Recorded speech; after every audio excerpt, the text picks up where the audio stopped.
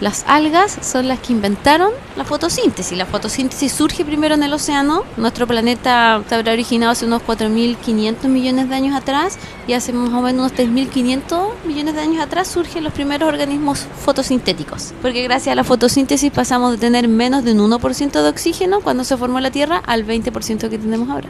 Pilar Muñoz Muga es bióloga marina, magíster en oceanografía de la Universidad de Valparaíso y se especializa en la ecología y taxonomía de las algas marinas, uno de los organismos más antiguos del planeta y a quienes debemos gran parte del oxígeno que permitió poblar la Tierra.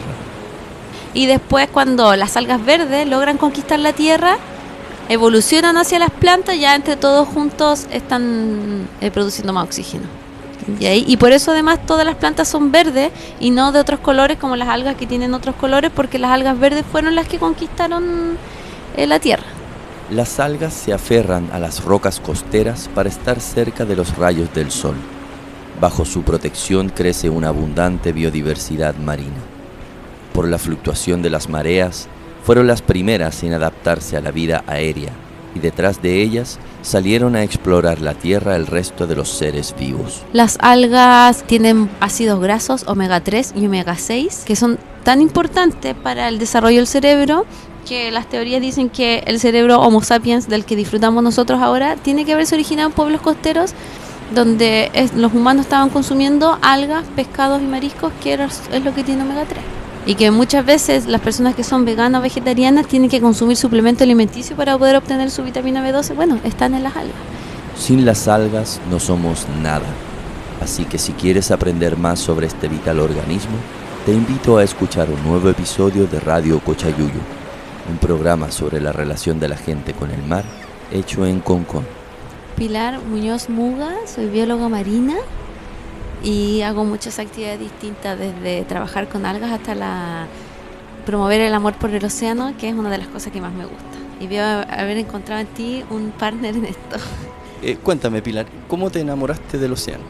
Yo, desde que tengo memoria, tengo una fascinación por el agua, por la playa, por la arena, por mirar, por remojarme. Entonces fue muy natural unir eso con que yo fui viendo que también era buena para la ciencia, desarrollé esa parte, y entonces unir la parte científica que me gustaba mucho con el mar, que es mi pasión, me encantó.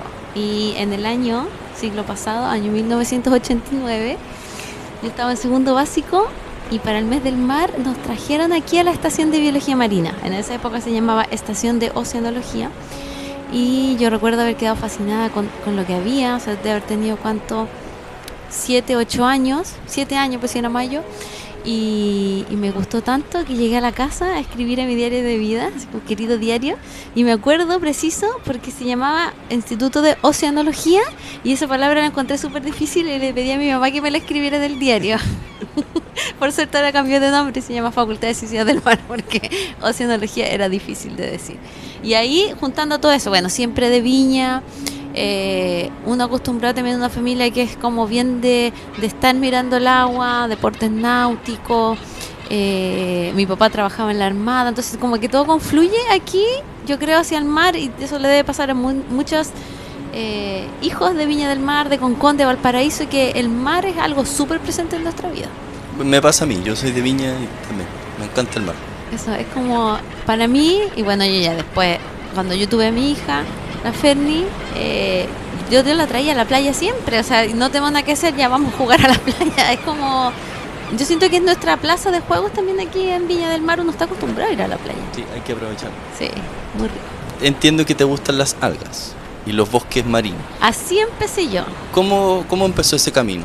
¿Que te fuiste ahí de lo que primero me enamoré dentro de las algas son unas pequeñas microalgas que se llaman las diatomeas. Las diatomeas son los organismos del fitoplancton más abundantes en las costas de Valparaíso y de Chile en general, y la magia que tienen es que son cajitas de vidrio, son células donde en vez de tener celulosa en la pared como el resto de los fotosintetizadores, el resto de las plantas de las algas, tienen silicato, o sea, tienen vidrio, y al ser de vidrio tienen unas formas que parecen mandala, con una geometría o simetrías radiales, algunas así preciosas, y al ser de vidrio conservan la forma. Entonces dije, oh, esto es precioso, y así me empecé a meter por el mundo de las algas, y cada vez sorprendiéndome más con todas las cosas que aprendía. Y bueno, aquí ya llevo, ¿cuántos años estamos en el 2026? 16 años haciendo clases de botánica marina y ecología. ¿Y Pilar, estas diatomeas están flotando en el agua? Claro, mira, es fascinante. Esos son los que nos dan la mayoría del aire que estamos respirando.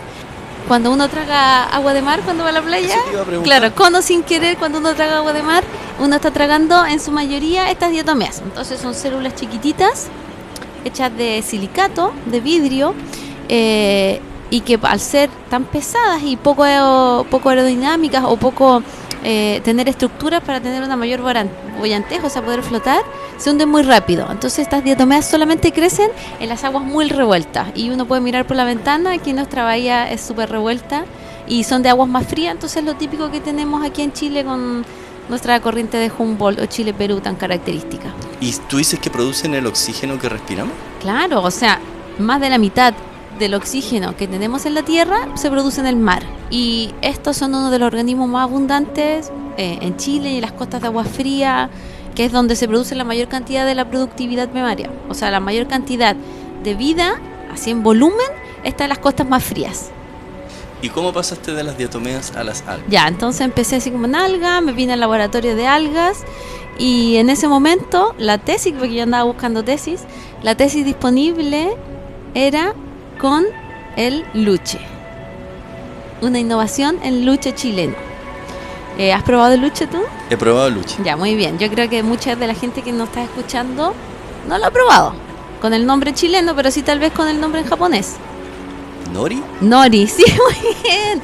Claro, entonces lo que la gente aquí le hace un poco el quite al luche. De hecho, los estudios demuestran que se está comprando súper poco luche en comparación de lo que se está comprando de nori. Entonces, ahí en esa época con la profesora Collante, que fue mi maestra, ella también había empezado a ver que había una de las especies de luche, porque hay más de 20 especies de luche aquí en la zona, era mucho más parecida al nori, más suave, en tanto en las características organolépticas, en el sabor, pero también en la textura.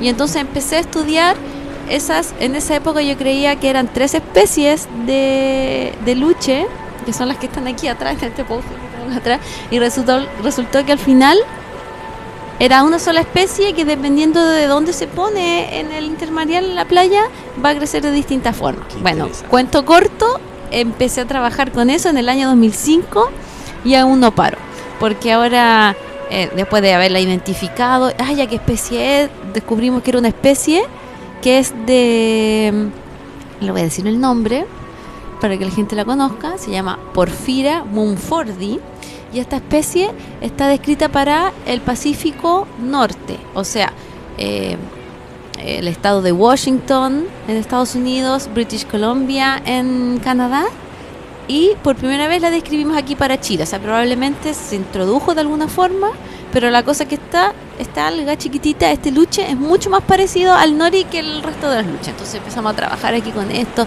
viendo en qué épocas del año vivía, y ahora lo último que estamos haciendo es una tesis donde Daniela Montenegro, la estudiante, que me dijo, profe, es que yo quiero hacer una tesis, pero me gusta tanto la gastronomía, y le dije, tengo la solución para ti. Y ella cocinó nori a partir de este luche, porque el nori no es el alga sola, sino que es un procesamiento milenario donde básicamente es como hacer papel con el alga, se seca, se pica, se ponen bastidores, y después se sirve así con esto, que me imagino que toda la gente ya ha probado el nori, porque es el alga que todo el mundo prueba. Entonces me dijeron, ¿cuántos? 15, no, 20 años, 21, oh, qué vergüenza, tanto tiempo, soy vieja, tanto tiempo trabajando con esta especie que está aquí. Aparece en cierta época del año en varias playas aquí en localidades de Valparaíso, y se ha descubierto ya también que está en Valdivia. Unos colegas de Perú también ya la notaron. ¿Acá en Concón crece? Sí, claro. Playa Amarilla yo la he encontrado, Lilene. ¿Cuál es su estacionalidad? ¿Dónde le gusta instalarse? Estas son algas de finales de invierno hasta finales de primavera. Ahí cuando se ocupan. Las algas dependen de algo, bueno, dependen de la luz porque hacen fotosíntesis, pero todas las algas necesitan sustrato donde crecer y ese sustrato son las rocas. Entonces dependen también que haya rocas. Y acá nosotros, en el océano en general, tenemos una dinámica en cuanto a las arenas, cómo se depositan en las playas. En invierno, las arenas, las corrientes hacen que la arena desaparezca de las playas, y entonces uno empieza a ver que en invierno se ven más las rocas. Playas como Bahamas aquí en Hong Kong, uno ve que en invierno es pura roca y uno dice, pues, ¿qué le pasó a esta playa? Bueno, después viene la primavera y verano y las corrientes de ese momento hacen que la arena vuelva. Entonces, cuando en verano puro, casi todas las rocas o más rocas están cubiertas, entonces desaparece el sustrato disponible para esta alga que le gusta ponerse en la parte casi más baja de la playa. Y entonces en invierno se va la arena, aparece el sustrato y empiezan ahí a conquistar estas algas y están, yo la he visto hasta noviembre por ahí, y que también empieza a desaparecer la arena. De hecho en esa nosotros tenemos fotos ahí que se ve ya la puntita del alga nomás, que las rocas quedan enterradas y quedó a lo último, y además la radiación solar es muy fuerte y eso también las afecta, por cómo al ser algas del intermareal, que significa la zona que durante el día puede estar descubierta directo al sol o también cubierta con agua, hace que la radiación sea muy fuerte y también la va afectando eso. ¿Y el luche se esparce por semilla? Ah, bonita pregunta. Las algas tienen un ciclo de vida súper complicado y por eso también, pregúntale a cualquier estudiante de botánica marina, por eso también es difícil cultivarla, o es más caro, es más largo, es más trabajoso. En el luche, los güiros tienen unos ciclos de vida que involucran 2 estados de vida. Entonces, por ejemplo, lo que nosotros vemos en terreno, en las playas del luche, eso es lo que se llama el gametofito, o sea, el estado que produce gametos. Esos gametos se liberan, van a producir un cigoto, y ese cigoto se va a transformar en el esporofito, que es una fase microscópica. Y esa fase microscópica está en el terreno de noviembre hasta finales del próximo invierno. Permanece el alga siempre en el mar, pero en un estado que es más críptico, más escondido, se queda debajo de otras algas y sobrevive ahí también el verano. Y tener estos estados microscópicos sirve también, por ejemplo, cuando hay presiones fuertes, como una radiación solar muy fuerte. Ese estado microscópico Sí. es el que después Da llega a la origen roca. nuevamente, claro, ese libera unas esporas y esas esporas crecen para hacer un luche, el que comemos, el que Ah, conocemos. ese microscopio libera esporas. Sí, entonces es un ciclo. Cada esporofito genera un gametofito y el gametofito genera un esporofito. Entonces no es como en la tierra que yo voy a cultivar tomate, llevo la semilla de tomate, la planto en la tierra donde no se mueve para ningún lado, crece el tomate y lo cosecho. Exacto. ¿Cómo plantar una semilla de alga? Porque no hay tierra, no la puedo enterrar.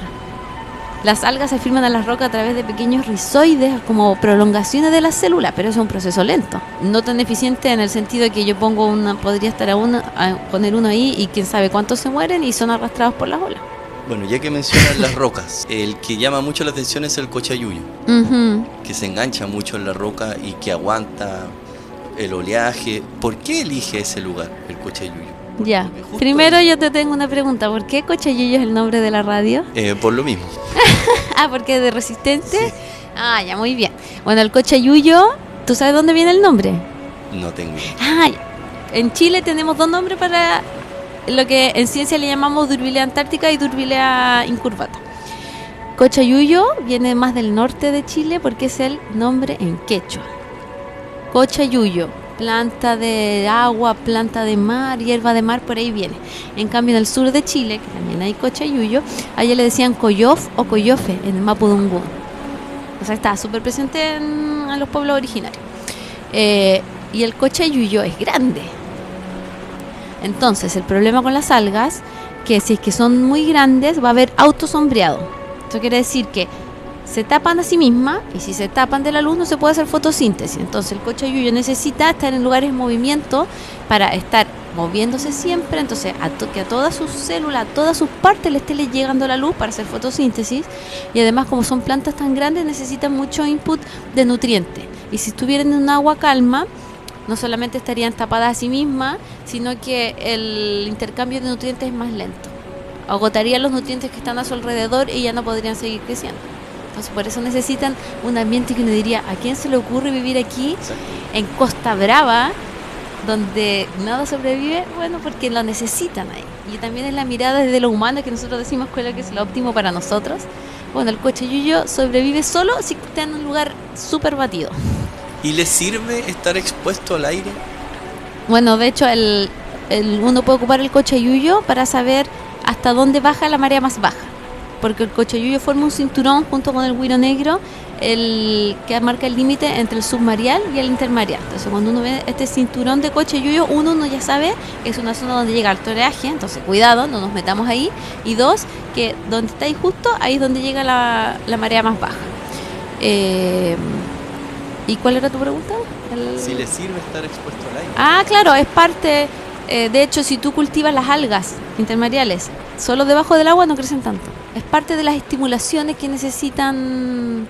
Es súper loco porque uno pensaría que van a crecer mejor en un agua calma, pero no es así. Le gusta lo batido. De hecho, cuando se hacen cultivos en laboratorio de esta o de otras algas intermareales, durante horas del día hay que dejarlas un poco al aire y después volver a meterlas para que tengan sus características normales. Y ese ambiente en el que crece el cochayuyo influye también en como la estructura de sus hojas, de cómo se mueve. ¿Necesita algo especial para poder resistir esas condiciones?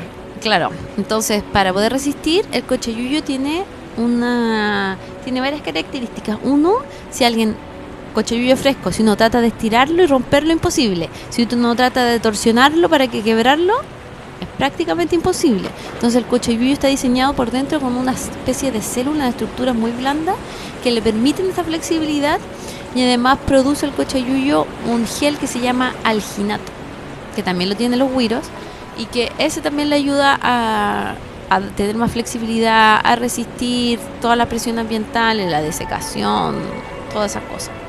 Y más abajo del cochayuyo, ¿qué otras algas hay? En Chile tenemos más de 700 especies de algas. Entonces hay mucho. Yo les dije que si ustedes van ahí, van a ver siempre este cinturón donde está, por ejemplo, Costa Brava, donde llega el frente expuesto, que le llamamos expuesto al oleaje. Se ve la franja de cochayuyo con el güiro negro, que cohabitan. Y más abajo está, de los grandes, el güiro palo, que ese es submareal siempre, nunca queda expuesto. Por ejemplo, lo curioso de este güiro palo, que es la única especie de alga donde los tiburones y las rayas de aquí ponen sus huevos, sus cápsulas. No lo ponen ninguna otra especie de alga. Entonces también es importante cuidar el güiro palo, no solamente por el valor intrínseco que tiene la especie de güiro palo, sino que hace de bosque submarino, igual que el güiro flotador, que las personas lo van a poder reconocer como esta alga que tiene unas pelotitas o aerocistos, unas pelotitas llenas de aire. Ese forma los bosques más grandes del mar. El güiro flotador o Macrocystis virífera es el organismo más grande del océano porque puede medir más incluso que una ballena, y en Chile tenemos los bosques más grandes. Y acá en la quinta región, vamos a los bosques marinos. Vamos a los bosques. ¿Dónde abundan? ¿Dónde están? Si uno quisiera sumergirse a explorarlos, ¿qué lugares recomiendas? Mira, ahora por ejemplo, de los Macrocystis, que son estos bosques más grandes, en la zona de Algarrobo, por allá quedan hartos bosques. Yo soy de una familia de Viña del Mar. Mis papás me cuentan que cuando ellos eran niños habían bosques de Macrocystis, ellos los veían aquí, por ejemplo, en Reñaca. Y yo ya nunca encuentro aquí en Montemar, no hay aquí en los sectores. En Quintero también hay bosques de Macrocystis. Y de hecho allá en Quintero tienen esta anécdota que hace décadas arrasaron con las praderas de algas y después se dieron cuenta que las casas estaban amenazadas porque el mar estaba erosionando directamente la costa y estaban viéndose destruido el borde costero. Y ahí uno se descubre uno de los servicios ecosistémicos que tienen estos grandes bosques de algas, que es proteger a las costas contra las marejadas, contra el oleaje, porque cada vez que una alga se mueve va disipando la energía del oleaje. ¿Qué otros seres se benefician de los bosques de algas? Ya, y en los bosques de algas, bueno, primero nos beneficiamos nosotros, que nos están dando aire para respirar, nos están secuestrando carbono, dióxido de carbono del aire, este gas de efecto invernadero, donde lo están incorporando sus células. Son lugares de comer. de muchos organismos, incluso los organismos que son recursos pesqueros, son refugios, ahí viven, ahí se esconden, ahí duermen muchos organismos. ¿Tú has visto chungungos? Sí. Ya. Los chungungos son de lo más carismático que hay. De hecho, cuando uno hace educación ambiental, uno debería buscar organismos carismáticos para conectar con las personas. A mí me pasa que las algas no son carismáticas en el sentido que la gente dice, qué tierno un conchayuyo, yo lo voy a cuidar. Pero sí, los organismos que están alrededor de los bosques son súper carismáticos. Y los chungungos, aquí también en Montemar tenemos, lo que se ha visto mucho es que en los bosques de macrocystis, de este güiro flotador, los chungungos se enrollan el macrocystis, se lo ponen como un cinturón y entonces se anclan cuando se ponen a dormir para no irse lejos. Cosa más tierna, y se ponen así a dormir de espalda, típica foto del chungungo, y ahí durmiendo regio. Entonces, visto que no solamente comen de ahí, se esconden, incluso es un ancla que les sirve para no irse para otro lado. Y mencionabas que las algas producen oxígeno también. Claro, las algas son las que inventaron la fotosíntesis. La fotosíntesis surge primero en el océano. Nuestro planeta se habrá originado hace unos 4.500 millones de años atrás, y hace más o menos unos 3.500 millones de años atrás surgen los primeros organismos fotosintéticos. Y eso se llaman cianobacterias, y empiezan ahí en el océano a producir oxígeno, Después llegaron otros organismos, se comieron estas cianobacterias y en vez de digerirlas, las dejaron viviendo dentro suyo. Y estas cianobacterias se transformaron en los cloroplastos de todo el organismo que hacen fotosíntesis. Eso se llama una endosimbiosis.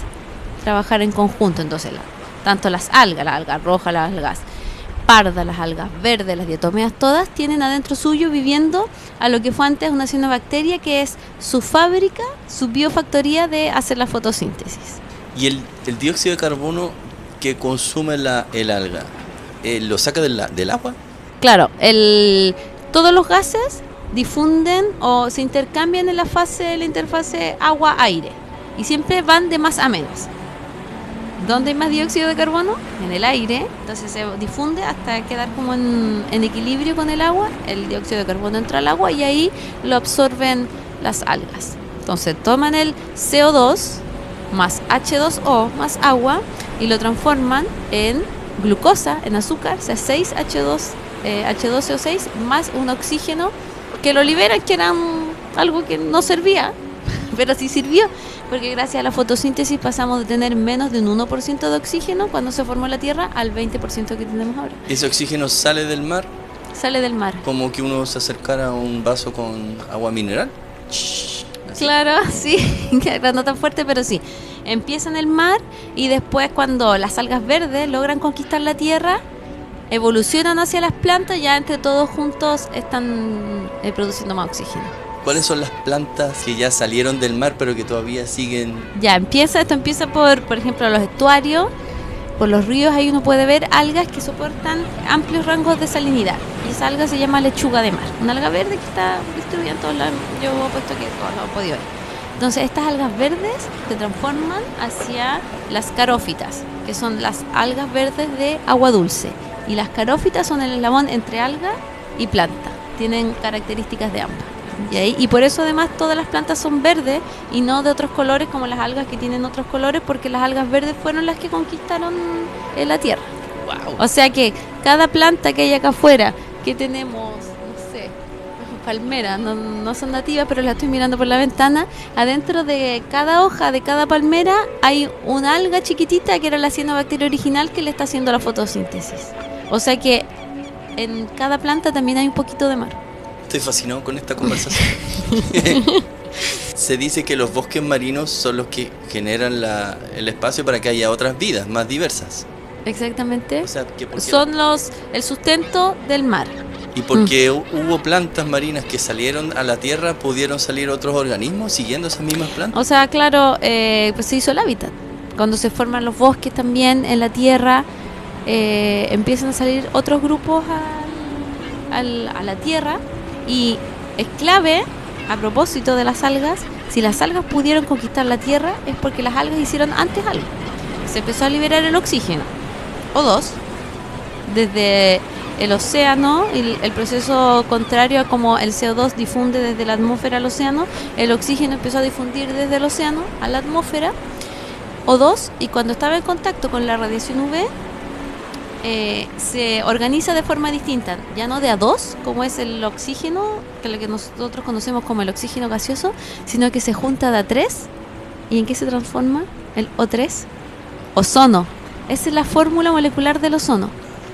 Entonces, en la misma fotosíntesis que liberó oxígeno, no solamente permitió que haya una atmósfera con oxígeno que podamos respirar, sino que se formara la capa de ozono.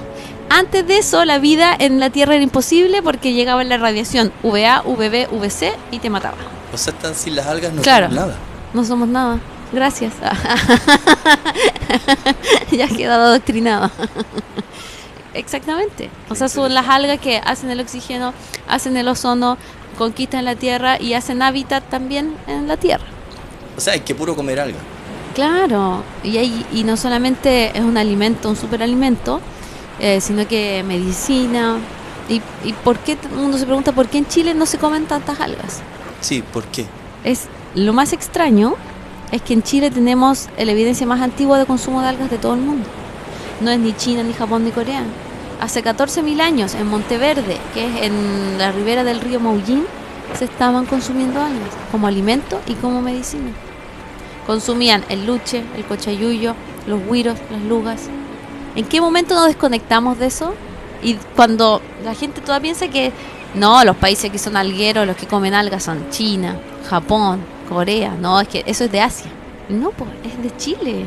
¿Y qué propiedades medicinales tienen las algas? Bueno, primero en lo nutritivo, las algas tienen pocas calorías porque tienen casi pura agua, tienen ácidos grasos omega 3 y omega 6 que son vitales para el desarrollo del cerebro, que se producen en el mar.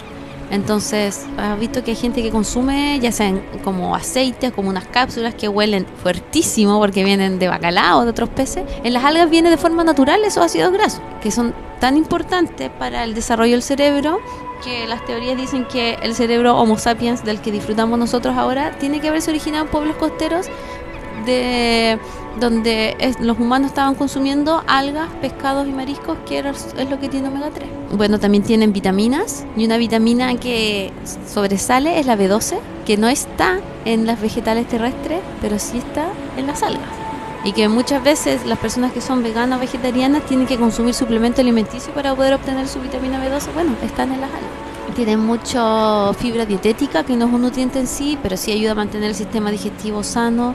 O sea, tienen muchas propiedades.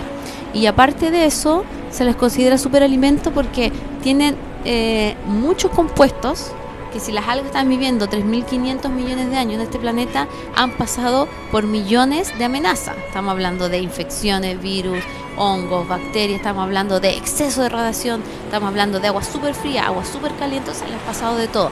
Entonces eso quiere decir que en su ADN tienen muchas herramientas para combatir muchas cosas. Lo que se vio, por ejemplo, en el COVID, apenas salió el COVID, salieron un montón de estudios que mostraban que habían varios compuestos de las algas que podían ayudar a combatir el COVID, desde la entrada del COVID a la célula hasta cómo se multiplicaba. Entonces sabemos tan poco de las algas, sabemos tan poco del mar. Al día de hoy, en el último informe del estado del mar, llegamos a que sabemos solo un 20%.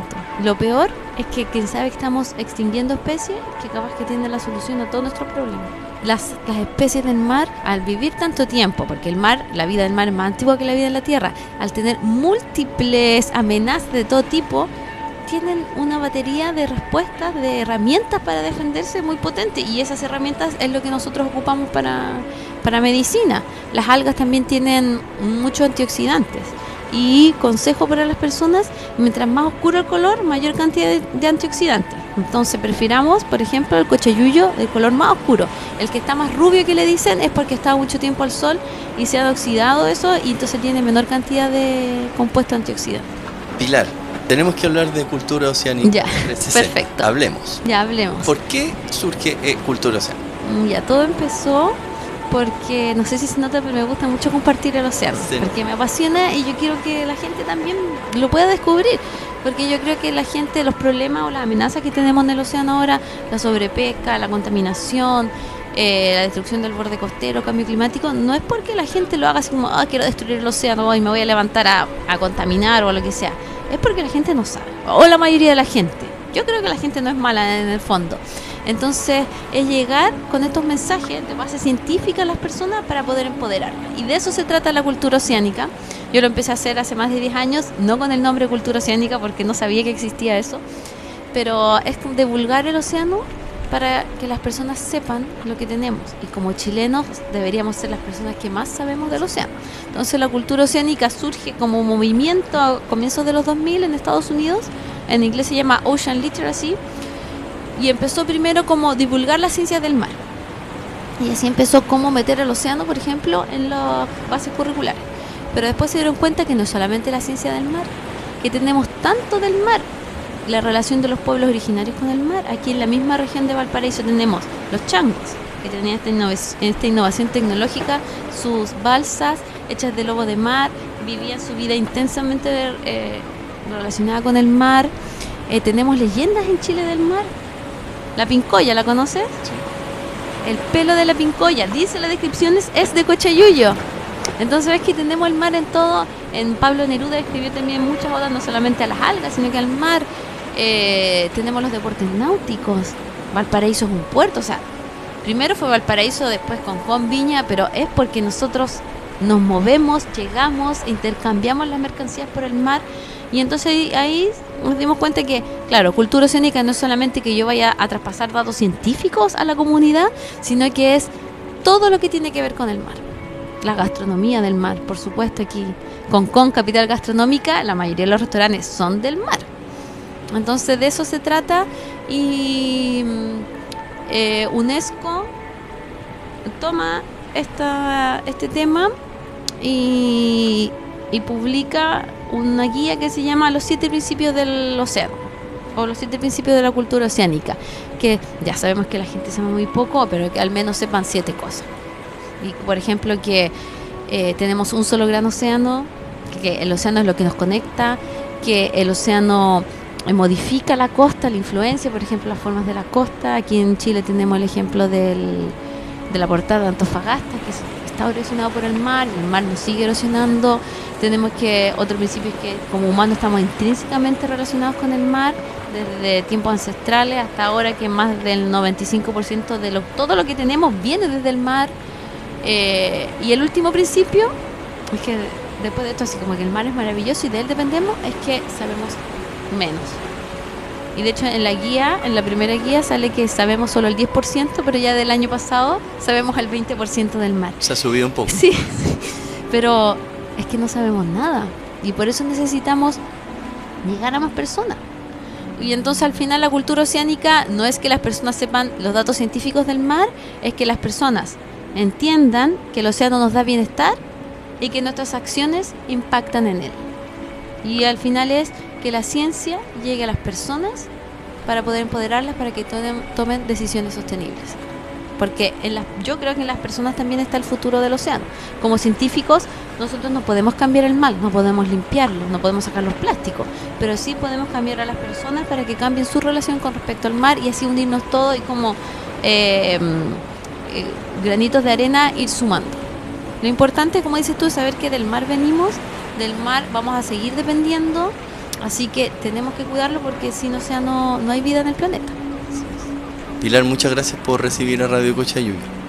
Ya, nos vemos. Una linda conversación. Ya, y pueden saber más de todo lo que hacemos en el Instagram Cultura Oceánica 360. Acceso gratis a todos los dispositivos educativos que tenemos. Ya saben, Cultura Oceánica 360.